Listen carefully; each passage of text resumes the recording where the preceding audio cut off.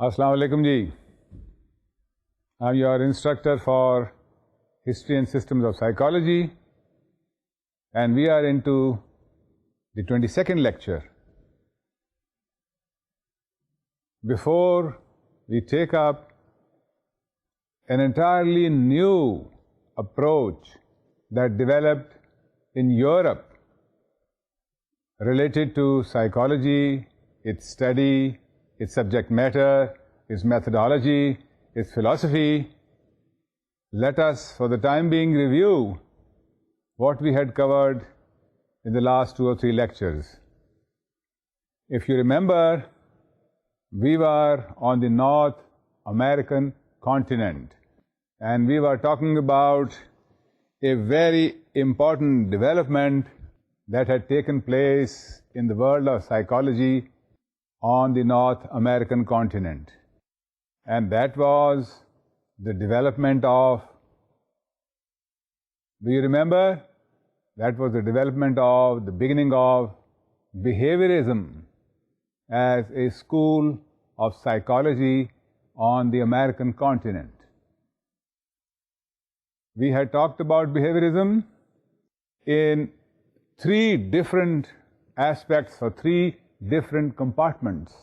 We had talked about early behaviorists, then we talked about Watsonian behaviorism, and then we talked about neo or later behaviorists. And neo or later behaviorists was the subject of our lecture the last time.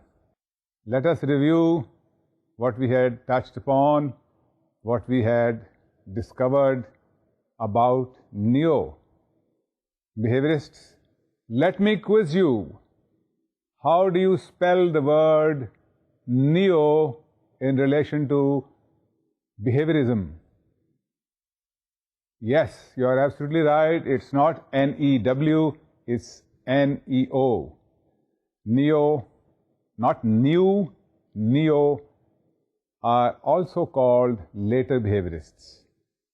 और इस ज़िमन में हमने 3-4 लोगों का जिनका नाम लिया था, वो को याद है आपको? सबसे अहम और प्रोमिनेंट नाम था, अगर आपको याद होगा, B.F. Skinner. B.F. Skinner was the most prominent of the neo-behaviorists, and his methodology and his system is known as what? That's right, instrumental conditioning or operant conditioning. Refresh your memory about his main contribution. Let me give you a hint. He talked about 4 types of schedules of reinforcement. Do you remember what they were? 2 of them related to ratio and 2 of them related to time. Ratio schedules are those where the reinforcement, the amount of reinforcement is varied. And the other, the time or interval schedules were where the time of the reinforcement for the animals was varied.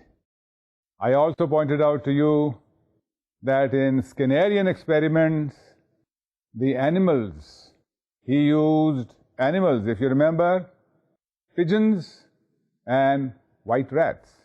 The animals were active in seeking reinforcement, whereas in Pavlovian conditioning, the animal, the dog, was fed by the experimenters. So Pavlovian conditioning is known as classical conditioning, remember that? And Skinnerian conditioning is known as instrumental or operant conditioning. And Skinner is one of the most prominent neo-behaviorists on the American continental scene. The other person that we talked about in relation to neo-behaviorists was Carl Lashley. Do you recall some of his or one or two of his main contributions? Let me refresh your memory on that. Carl Lashley had talked about how the cortex operates, the cortex being a part of the brain. And he had shown by his experiments and by surgically removing certain parts of the brain of animals that the cortex has an important role to play in the learning and behavior of an animal. He had also shown that cortex works in a unity, that one part is as important as the other part. So cortex's activity in Lashley's point of view was the main determiner of behavior, and that is why later historians include him as one of the later or neo-behaviorists. We also talked about two not so important but prominent neo-behaviorists. One was Hebb and the other was Maurer, both of them from the American continental scene, and both of them stressing the importance of psychological variables such as disappointment, hope, satisfaction, and these things as the important variables of determining the behavior of animals and human beings. So we talked about these 4 or 5 prominent behaviorists. Now this was the American scene that we talked about. This is what had happened in America. Behaviorism had sprouted, had sprung up, became a plant, and then a full-blown tree. And it had its impact on the development of psychology. Now let us go back and look at some of the European contributions again. And that is what brings us to the topic of today's lecture, and that is the Gestalt school. You can see the spelling of Gestalt, G-E-S-T-A-L-T.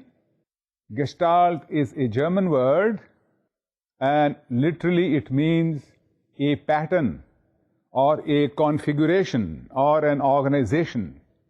So people in the Gestalt school who belong to the Gestalt school, who are included today by the history writers in this school, were people who took a holistic view of how psychology should be, how psychology is, what should be its philosophy, what should be the methodology, what should psychologists be looking at. The Gestalt people consider unity of pattern as an important ingredient of all of these questions.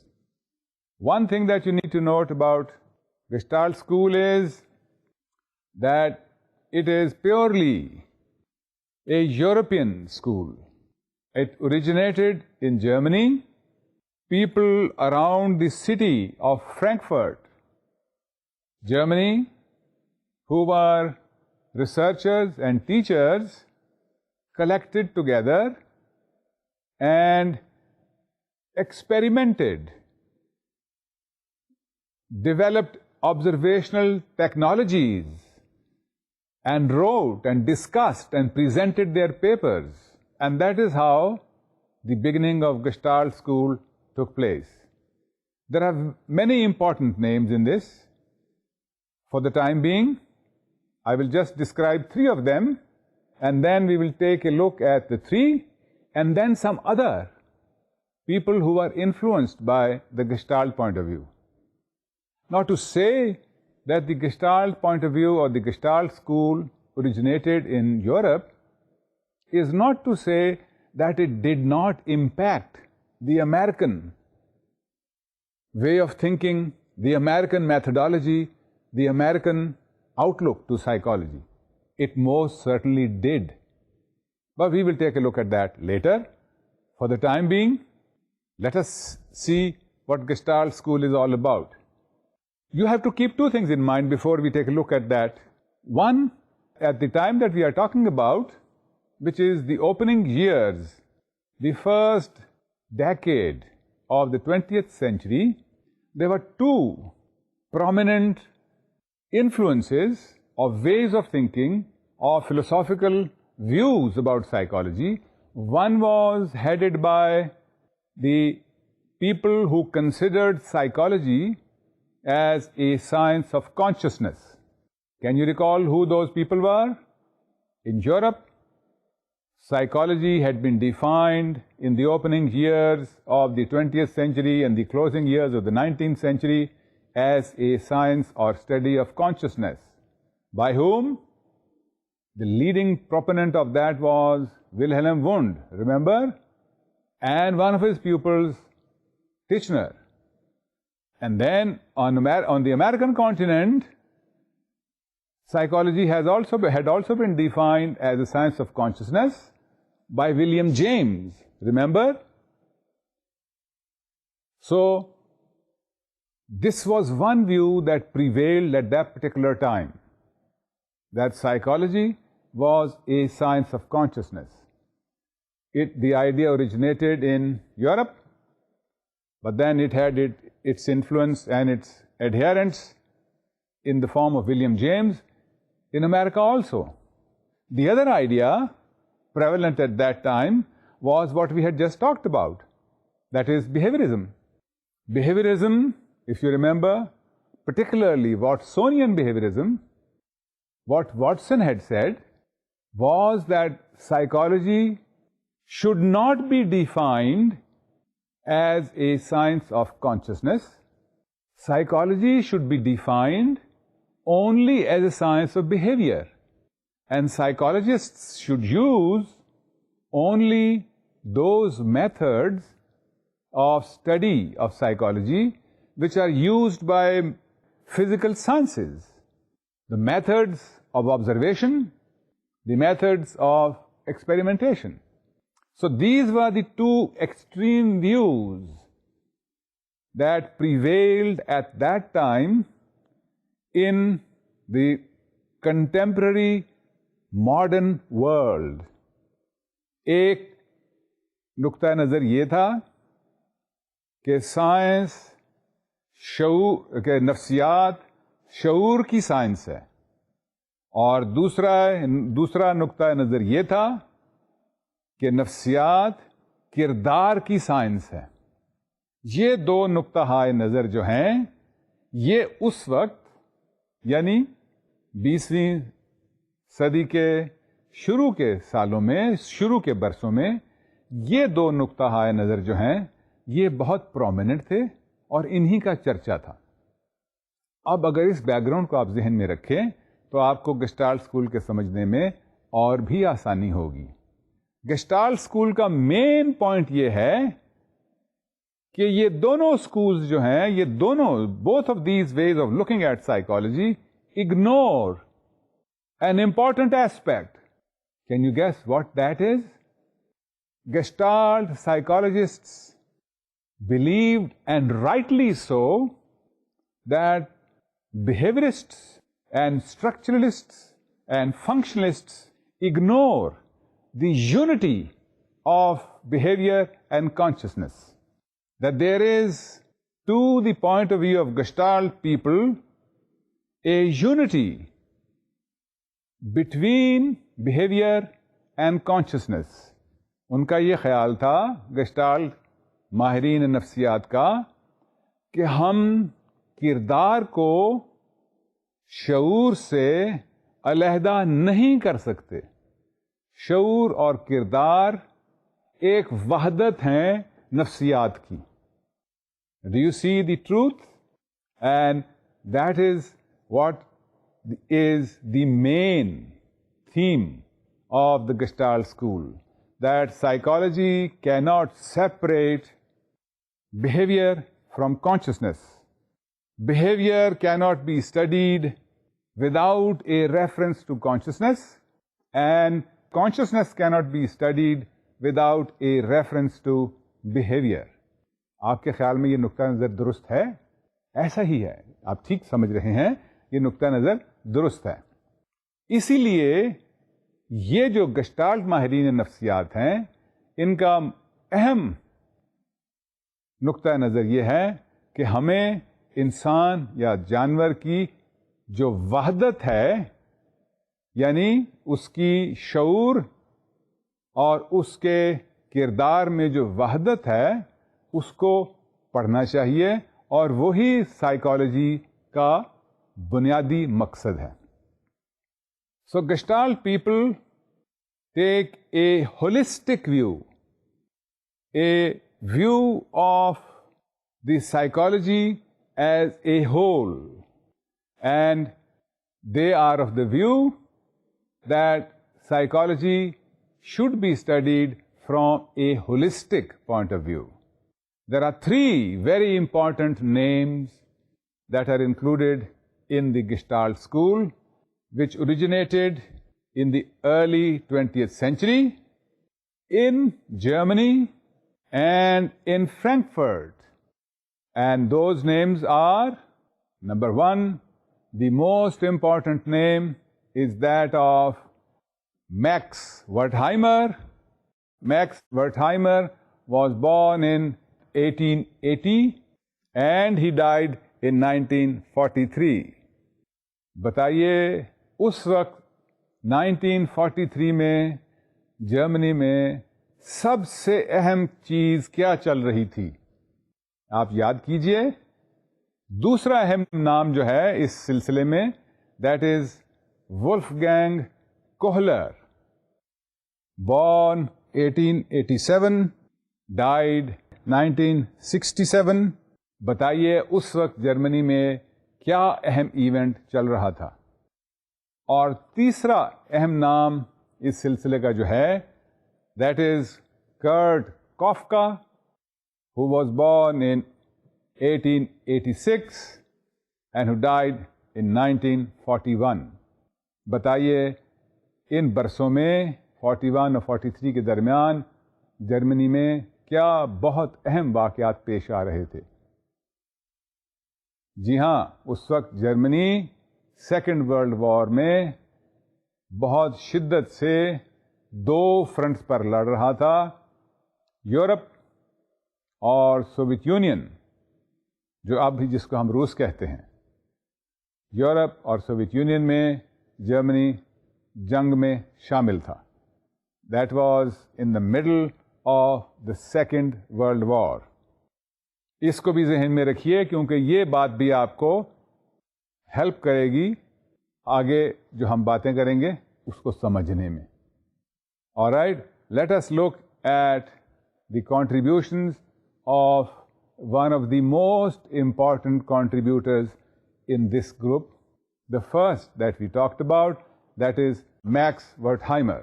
Max Wertheimer was the most prominent of the Gestalt people, and his point of view in Gestalt psychology is spread on a number of factors, but we will cover 3 or 4 things in this.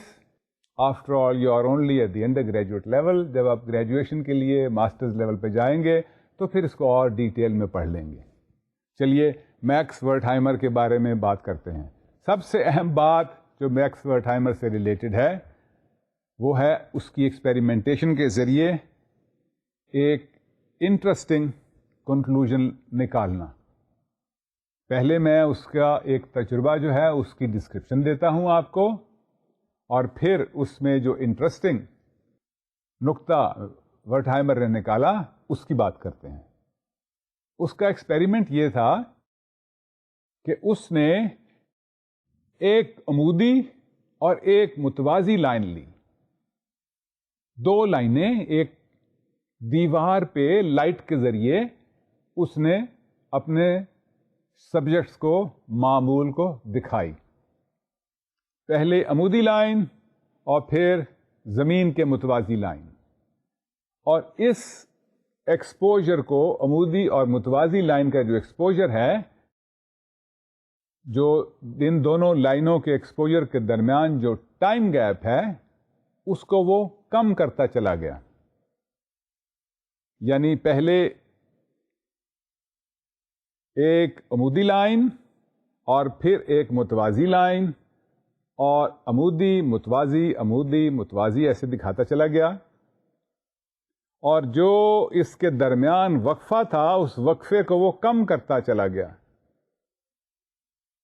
एक जगह पे ऐसा वक्त आया कि उसने देखा कि जो उसके मामूल हैं वो ऐसे देख रहे हैं as if the vertical line moves from its position and moves and becomes a horizontal line. Do you get the picture here? When he reduced the time interval between the exposure of the vertical and the horizontal lines, the subject saw the vertical line move from its position, bend, and become a horizontal line. Interesting, isn't it? He repeated the experiment in a number of ways with a number of subjects over a series of different experimental conditions, and every time he saw that the subjects that he was experimenting upon saw as if the vertical line moves and the vertical line moves and becomes the horizontal line. This phenomena Wertheimer explained as a tendency on the part of the human mind to see movement when physically there is no movement. Strange, is it not? You would think that maybe the subjects were tired, that maybe the subjects might have been under the influence of psychotropical drugs. None of that. Wertheimer ensured that none of them happened. He repeated, as I said, the experiment in a number of ways, over a number of times, with a number of subjects, over different times of the day. And he came up with the same results that subjects saw, that people saw. When there are two exposures, people saw one exposure move into another exposure. And he called this phenomena apparent movement or phi phenomena. As you can see on your screens, phi phenomena or apparent movement is when subjects see an image move from one position to another position when actually physically there is no movement. Does that happen? Let me go back a little and show you how that happens. Have you ever seen a film, the negative of a film that you see in the theater, in the halls, in the cinema halls? What do you see there? If you see that film, the negative, against the light, what do you see? You see one figure and then a gap in between, and then another figure, and then a gap in between, and then another photograph or an image or a figure, and then a gap in between. It is actually a series of images or photographs. But when it is run on a projector, you don't see that time gap in between, you don't see that gap in between. You see one picture merge into another picture, and the second picture merge into the third picture, and the third picture merge into the fourth, fifth, sixth, seventh, and eighth. You tend to ignore those gaps that are actually there, and you see that as one continuous movement. You see a dancer dancing. You see an athlete running. You see an airplane flying. You see a diver taking a dive into the swimming pool. But you don't see those gaps which are actually there when those snapshots were taken. After all, a movie camera is a camera that takes snapshots, and those snapshots are then run on the screen. But when you see them on the screen, you see it as one smooth movement. And that is the discovery of Wertheimer's, that actually it's not a discovery of his, how it happens is a discovery of his. Why do we ignore those gaps that are physically there? Because Wertheimer explained that human beings have a tendency, an innate tendency, to ignore the gaps and to see the stimulation as a whole, as a gestalt, as a pattern. Now, what you are seeing on the screen when I'm talking to you, what is it? It is actually a dot which is going on your screen at a certain speed. But you don't see it as a dot. You're seeing this as one picture. You see that? What are you listening to? You are listening to words. I am speaking words to you. But you're not listening to words, you're listening to a sentence. And that sentence is connected to the previous sentence.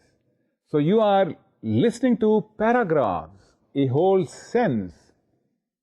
You notice these things? And this is how Wertheimer says humans react.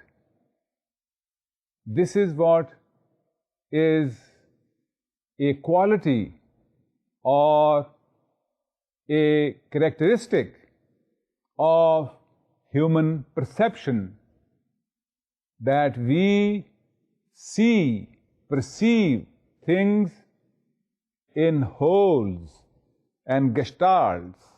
And this point of view emerged from Wertheimer's experiments on human beings, on the phenomena of apparent movement, or what he called the phi phenomena. Phi phenomena, or the phenomena of apparent movement, is when we ignore the gaps in our stimulation field and we fill in those gaps. As in case of a film, as in case of what you are watching on television, you are filling it in from your side, and this is what perception is all about. And this is one of the major contributions of Gestalt school. Okay? If human mind, human beings have a tendency, have this characteristic, khususiyat, इंसानी जहन की ये है कि वो अलहदा से stimulation को नहीं देखता, बल्कि एक पैटर्न की शक्ल में देखता है, तो Wertheimer asked himself the next logical question: what is it that helps us to see things in patterns? Of course, this tendency is there. We are born with it. But are there other factors that help us to see, to observe, to perceive gestalts, patterns? And that was his next question. What are, in other words, the factors of organization? Organization here does not mean a collection of people. Organization here means that we receive stimuli, but we organize them. अभी जो मैंने आपको मिसाल दी, आप मेरी जो आवाज़ सुन रहे हैं, मेरे जो अल्फाज सुन रहे हैं, आपको वो आवाज़ और अल्फाज अलहदा अलहदा नहीं आ रहे, बल्कि आप उनको एक गेस्टाल्ट की सूरत में, एक पैटर्न की सूरत में देख रहे हैं। आप जो गाना सुनते हैं, हमारे इतने बड़े गज़ल गायकी वाले जो असातिज़ा हैं, जिनमें बड़ा नाम मेहदी हसन है, जिनमें फरीदा खानम है, जिनमें इकबाल बानो हैं, ये जब इनका म्यूज़िक आप सुनते हैं तो क्या आप म्यूज़िक अलहदा सुन रहे हैं और अल्फाज अलहदा सुन रहे हैं, या आप इसको एक पैटर्न में सुन रहे हैं? क्या ख्याल है आपका? जी हाँ, आपका ख्याल ठीक है।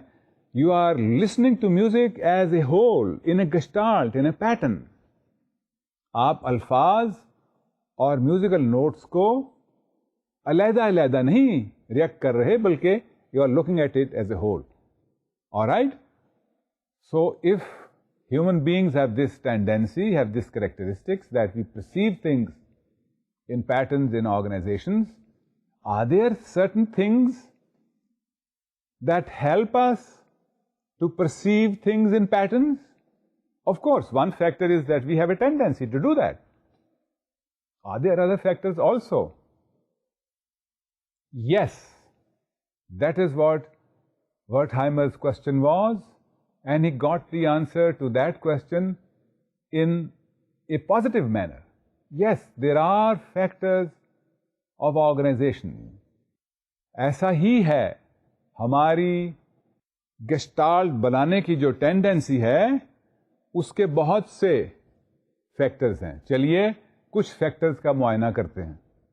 The first factor, let me explain to you by putting across an example to you. If I were to show you 8 or 10 dots and then 8 or 10 small lines, what would be your tendency? You would see dots as one group and lines as one group. If I were to ask you what are you seeing, you would say dots and lines. What you have done here is that you have grouped dots together and you have grouped lines together. You have grouped dots together because dots are similar, and you have grouped lines together because lines are similar. You have not grouped lines with dots because they are dissimilar. So one factor that helps us to look at the environment like an organized whole is the similarity. The similarity. When you enter a room, you see furniture. Furniture is one element of the decor of the whole house or the room. So that is seen as one. Then you see curtains. Then you see lights, because they are dissimilar to each other and similar within themselves. So one of the factors that Wertheimer regarded or discovered was responsible for us perceive things in patterns was the similarity in the stimulation field. The similarity in the stimulation field is a factor of organization. Another factor that he discovered of how we see things in an organized manner is what he called proximity. आपने screen पे भी देख रहे होंगे. Proximity is, अगर हम इसका अंग्रेजी का एक लफ्ज़ आसान सा बयान करूं इसका, तो proximity का मतलब है nearness. All right, let me explain this factor of organization to you also. Those stimuli which are near each other are grouped together and seen organizations are seen as wholes. Let me give you an example. The words that you're listening from this instructor are grouped together.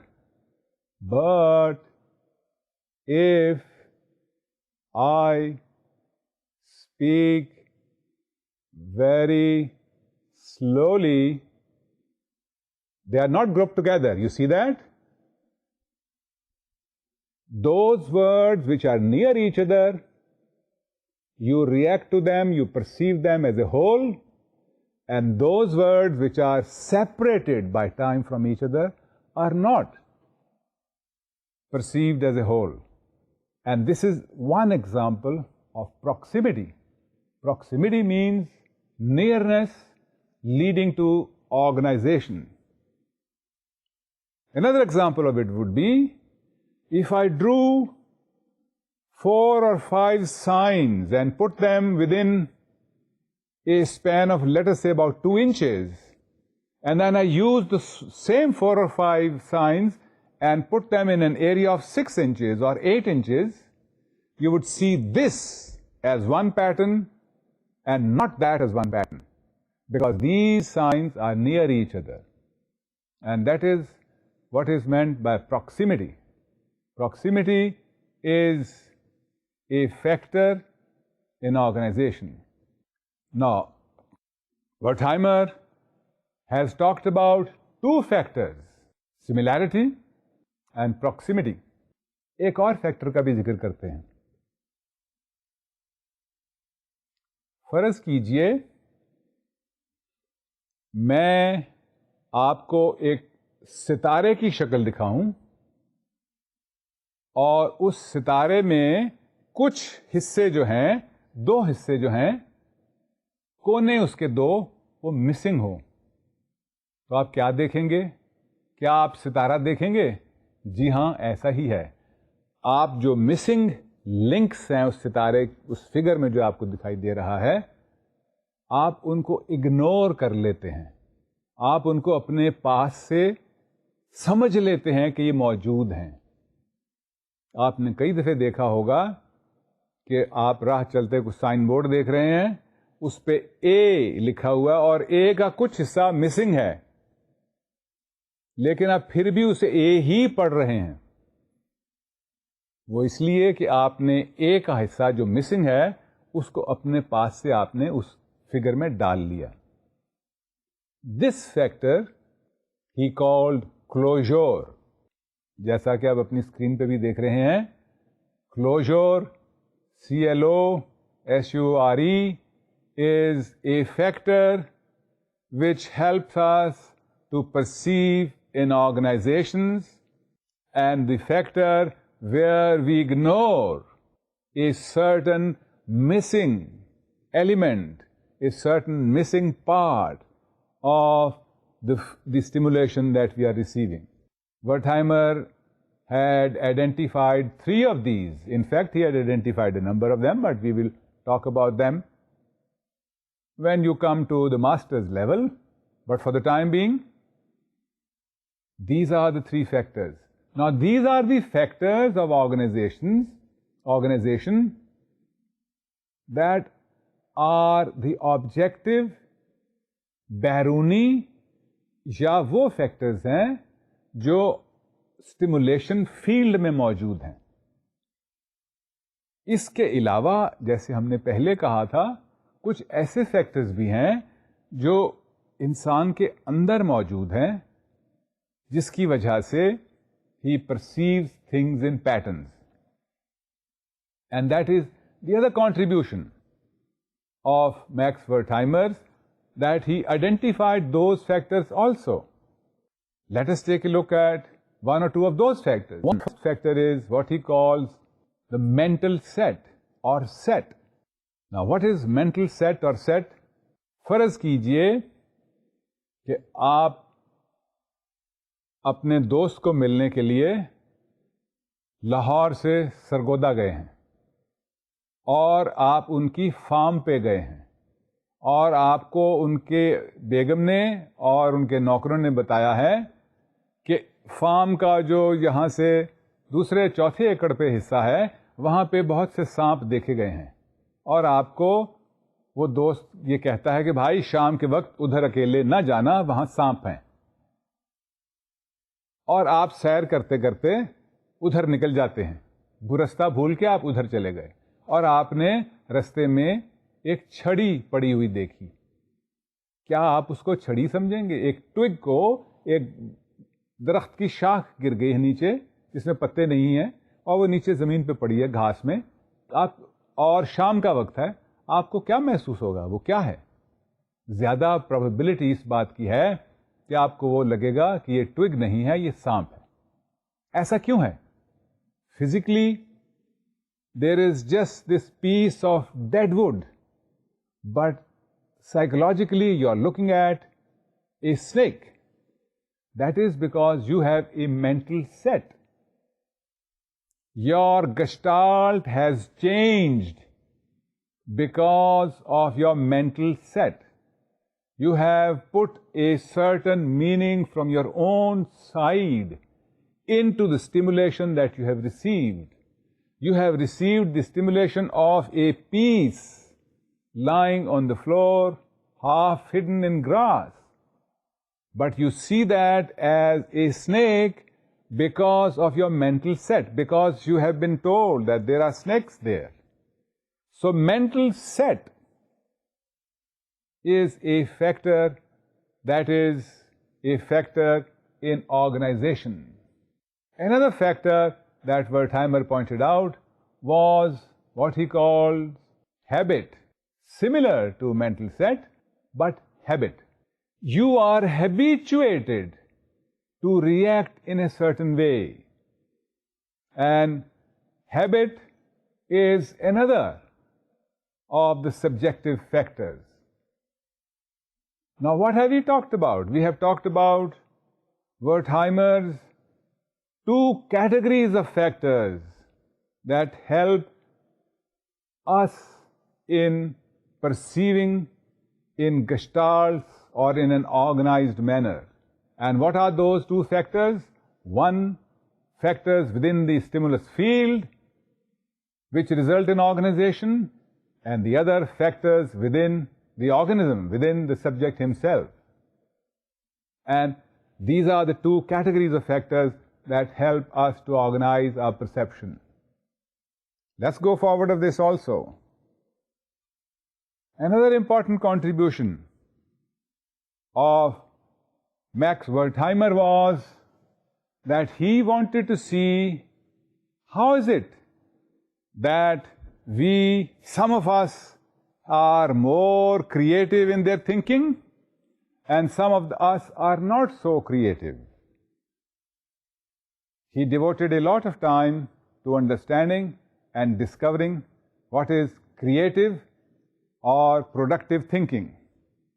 And that is his other major contribution. How did he do that? He observed children. He saw how some children solve problems, and then he also interviewed one of the greatest minds of the 20th century. Can you recall who would we consider as one of the greatest minds of the 20th century, who was a European and who migrated to America, who remained connected with a major university in America, and who was instrumental in discovering theories that are responsible for the creation of television that you are looking at, for the creation of the camera through which you are looking at my picture. He was also responsible for the discovery of the source of one of the greatest potential energies. Can you recall his name? He was a scientist, a physicist. Well, there you are, Albert Einstein.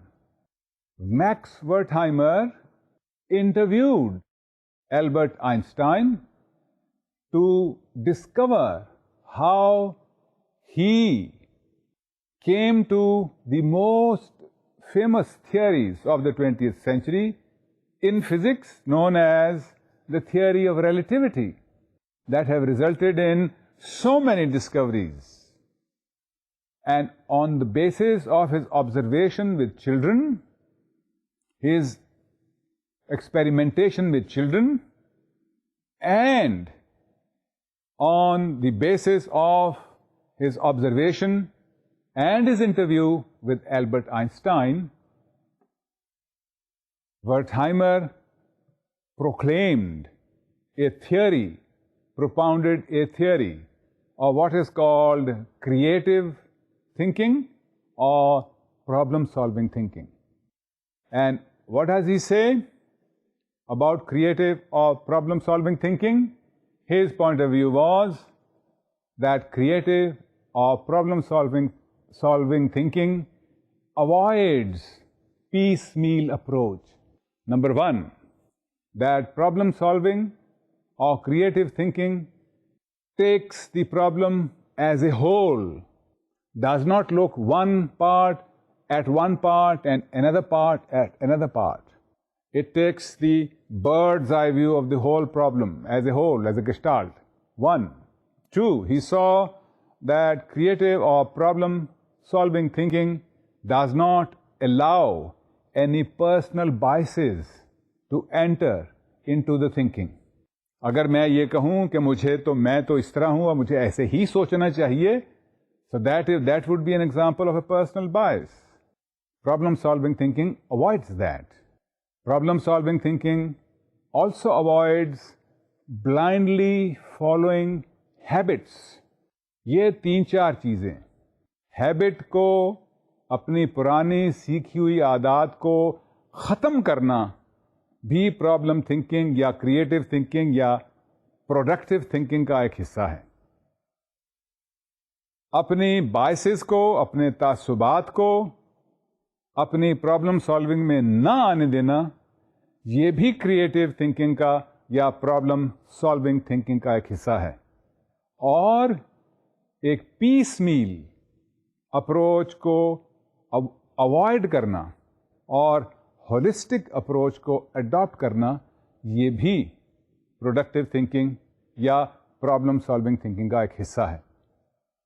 इस पे वर्थहाइमर की इस research पे Europeans और Americans ने बहुत काम किया है. This was a groundbreaking theory of his, a ground-breaking contribution of his, and you would see reams and reams of work, series of experiments, series of observations done on problem-solving thinking and creative thinking. इस ज़िम्न में मैं दो लोगों का ज़रूर जिक्र करूँगा, लेकिन उसको आइंदा कभी. मैं आपको सिर्फ सेंसिटाइज कर रहा हूं इस मसले पे कि इस बारे में बहुत काम किया गया है, बहुत ज़्यादा रिसर्च थीसिस लिखे गए हैं, both the continents, on the American and the European continent. So, this is Wertheimer's other contribution.